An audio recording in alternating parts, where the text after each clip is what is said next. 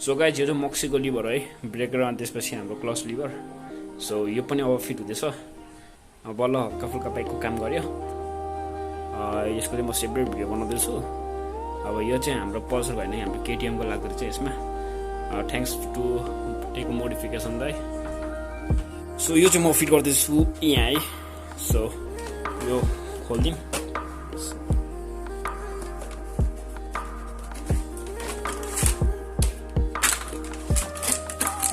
So हाम्रो यो चाहिँ ब्रेक साइडको हो अब एज कम्पेरिजनमा हेर्दाखेरि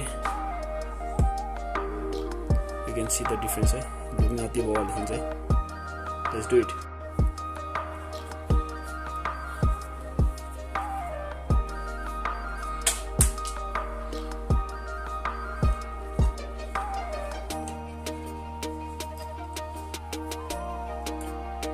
So remember this, yeah. अब हाम्रो ब्रेक लिभर डाइरेक्ट लाग्छ यसमा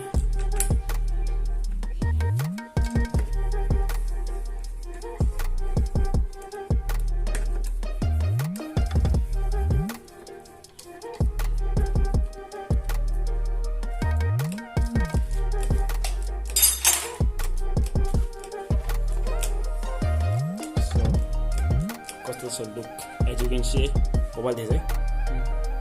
सो यो चाहिँ एडजस्टेबल हो हेर मैले 6 राखेँ भने माथि जान्छु मन गरेर तल आउँछ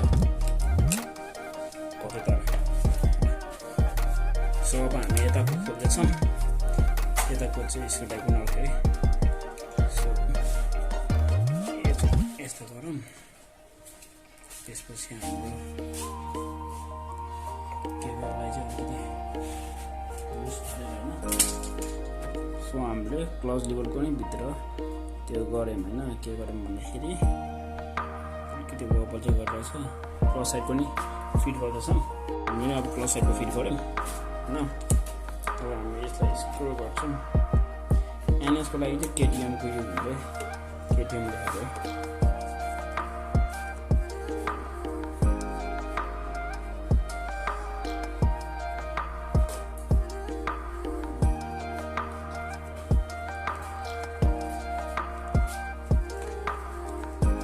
हाम्रो क्लच लिभर पनि फिट भएन मैले हाईमा चाहिँ यतिसम्म राखेको छु